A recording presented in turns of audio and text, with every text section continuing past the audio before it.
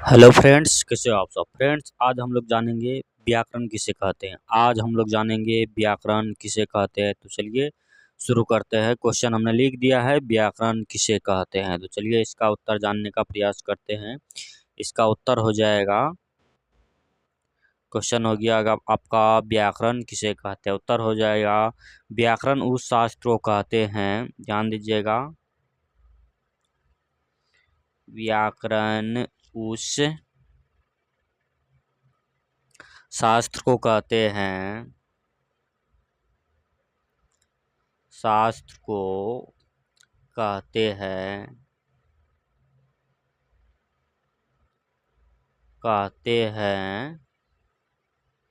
व्याकरण उस शास्त्र को कहते हैं जिसके पढ़ने से, जिसके पढ़ने से,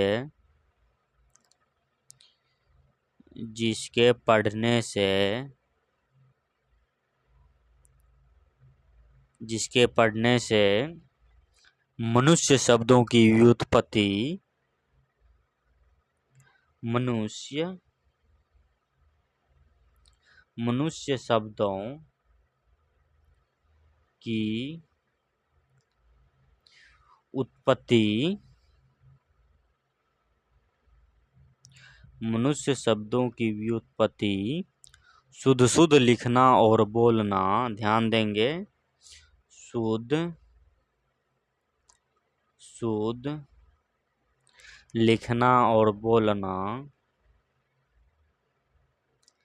लिखना और बोलना, लिखना और बोलना सीखता है,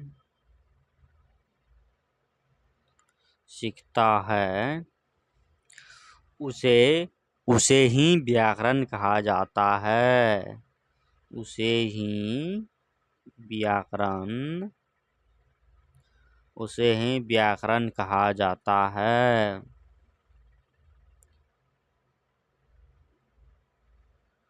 समझ गए होंगे, समझ गए होंगे आप लोग। तो यहाँ है कि व्याकरण किसे कहते हैं, आपका क्वेश्चन हो गया व्याकरण किसे कहते हैं। तो इसका उत्तर हो जाएगा, व्याकरण उस शास्त्र को कहते हैं जिसके पढ़ने से मनुष्य शब्दों की व्युत्पत्ति शुद्ध शुद्ध लिखना और बोलना सीखता है, उसे ही व्याकरण कहा जाता है।